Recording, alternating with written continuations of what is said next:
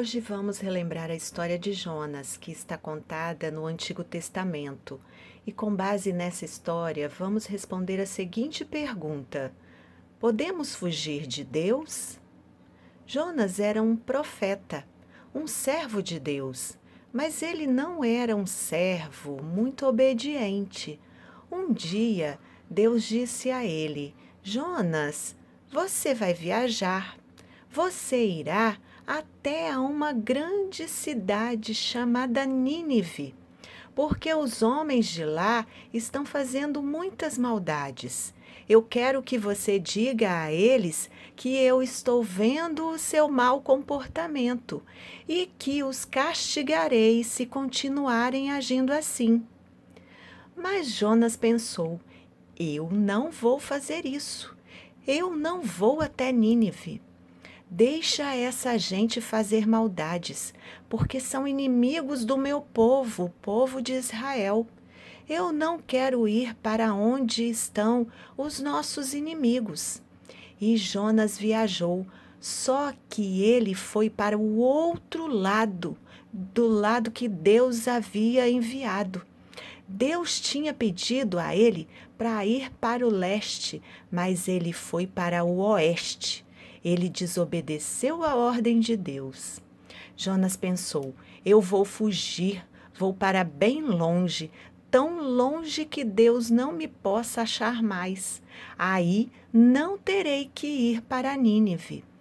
E ele andou e andou até chegar ao mar. Então não podia mais ir adiante. Perto da praia havia um navio. Então Jonas olhou e pensou: eu vou naquele navio, assim poderei ir para mais longe ainda. Então, com certeza, Deus não me achará mais. E foi o que ele fez. Embarcou no navio para atravessar o grande mar e o capitão do navio esteve de acordo. Jonas até deu-lhe dinheiro para a viagem. O céu estava bem azul e o sol brilhava tão bonito. As pequenas ondas batiam graciosamente contra o navio. Oh, como era bom navegar no mar! Mas Jonas não achava isso tão bom. Ele não teve coragem de ficar no convés do navio com os outros homens. Tinha tanto medo de que Deus o visse, e ele também estava muito cansado de sua grande viagem. Então deitou-se no porão do navio e dormiu, e não sentiu mais a canseira. Também não sentiu mais o medo. Mas Deus estava vendo Jonas naquele lugarzinho escuro do porão do navio. É claro que Deus podia achar o seu servo desobediente no grande mar. Então Deus chamou a tempestade e mandou-a soprar com força contra o navio. E a tempestade foi mais obediente do que Jonas, pois logo fez o que Deus mandou. Ela trouxe grandes nuvens escuras. O sol se escondeu atrás dessas nuvens. A tempestade soprou nas velas e quase derrubou o navio. Soprou tanto contra as ondas pequenininhas que elas logo ficaram grandonas.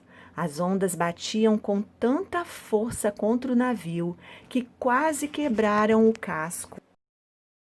Então todos começaram a sentir muito medo dessa tempestade. Só Jonas continuava a dormir sossegado no porão do navio. Um marujo o sacudiu para acordá-lo e gritou: levante-se e nos ajude.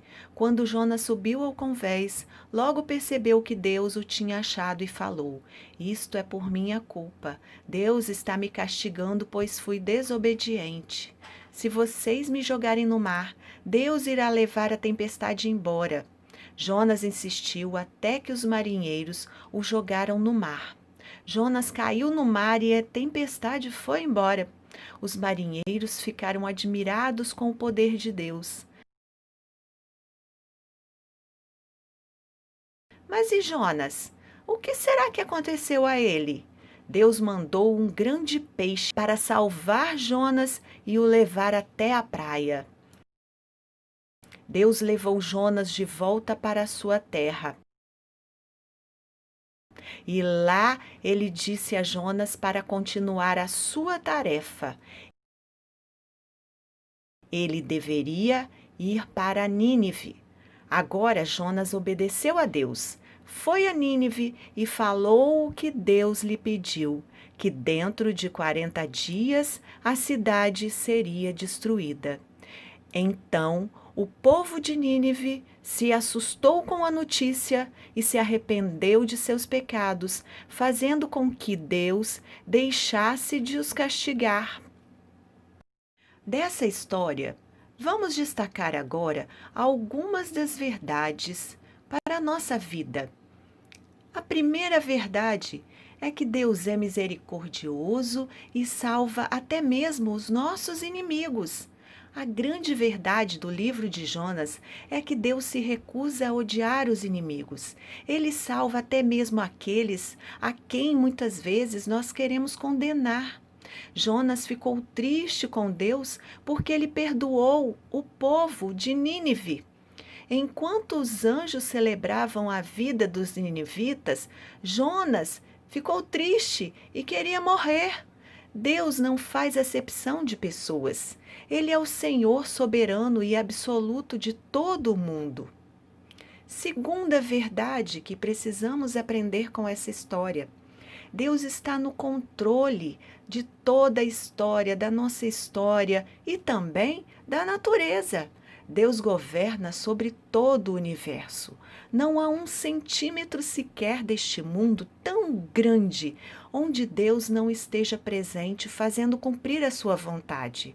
Não apenas o povo de Nínive estava sob o olhar de Deus, mas também o vento, o mar, o peixe, as plantas. O mesmo Deus que ama os ninivitas também levanta uma grande tempestade no mar e prepara um grande peixe para tragar Jonas. Terceira verdade que precisamos aprender: Deus é fiel e sua fidelidade é maior do que a infidelidade do homem. Jonas foi infiel a Deus, desobedecendo a sua ordem, mas Deus foi misericordioso e fiel a Jonas, não o destruindo por isso, nem lhe retirando o papel de ser missionário da palavra de Deus. Em vez de destruir-nos em nossas fraquezas, Deus nos restaura e nos ensina. Mesmo quando somos infiéis, Deus permanece fiel.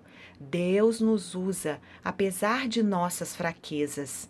A missão de Jonas jamais teria sido um sucesso se dependesse dele. O povo de Nínive converteu-se a Deus não por causa de Jonas, mas apesar de tudo que Jonas fez. Quarta verdade: Deus tem seus ouvidos bem atentos para ouvir todas as nossas orações. Deus ouviu as orações dos marinheiros na tempestade, lá dentro do navio, e os poupou. Deus ouviu a oração de Jonas dentro do grande peixe e o libertou da morte. Deus ouviu o clamor dos ninivitas e o salvou. Quinta verdade: Deus é o Deus de todos os povos e Ele salva a quem Ele quer. Os israelitas, e entre eles Jonas, desprezavam os povos estranhos que não acreditavam em Deus. Esses povos estranhos eram considerados inimigos que deviam ser punidos por seus pecados, e não como pessoas que deveriam ser salvas. O povo de Israel foi separado por Deus para ser luz para as nações.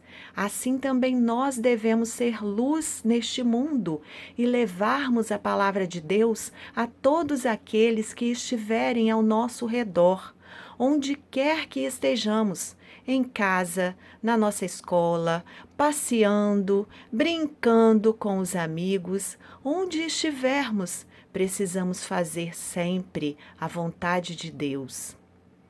Sexta e última verdade: Deus intervém na história e ninguém pode impedir a sua mão de agir. Nada que aconteceu foi por acaso. Deus é quem chama Jonas. Quem envia a tempestade atrás dele? Quem faz cessar o vento depois do lançamento de Jonas ao mar? Quem dá ordens à baleia para o engolir e depois de 3 dias vomitá-lo na praia? Deus é quem abre o coração dos ninivitas e quem chama a atenção de Jonas. Deus é quem fala e quem age o tempo todo.